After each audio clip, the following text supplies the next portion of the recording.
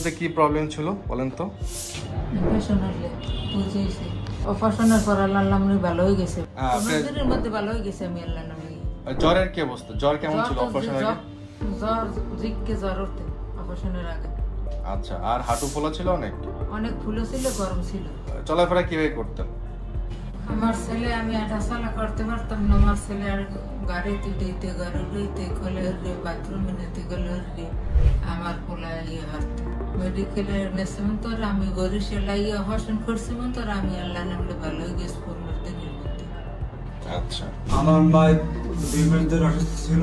আমার বরুণাতে ডাক্তার দেখাইছি, ইঞ্জেকশন দিয়েছি, অ্যান্টিবায়োটিক দিয়েছি, সুস্থ বুঝি না। স্যার একটা মাসি স্যারে রেফার করে বসে পাঠাইছে।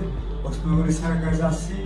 আমার মায়ের আমরা এই পরিবার সুস্থ। আমি তো সব জায়গাতে বলে করে নিতাম, বলে করে আনতাম। আপনারা কোনো অপারেশনে ভয় পাবেন না। আমার মায়ের অপারেশন করছি। আমি ওসমানগঞ্জ স্যারের কাছে আসবেন, এই অপারেশন করে দিয়ে আমার সম্পূর্ণ সুস্থ হয়ে যাবে। আমার মায়ের পুরোনো সুস্থ হবে। জয়েন্টে যদি ইনফেকশন হয়, অপারেশন করলে 100% ভালো হয়ে যাবেন। আমার মায়ের সুস্থ আমলে এই পুরোনো সারা পরিবার সুস্থ আমলে আমার মায়ের হাঁটতে পারে। একটা পেশেন্টের হাতে কি আছে? ব্যাগ আছে, ব্যাগ নিয়ে রোগী হাঁটতেছে। হাঁটেন তো দেখি।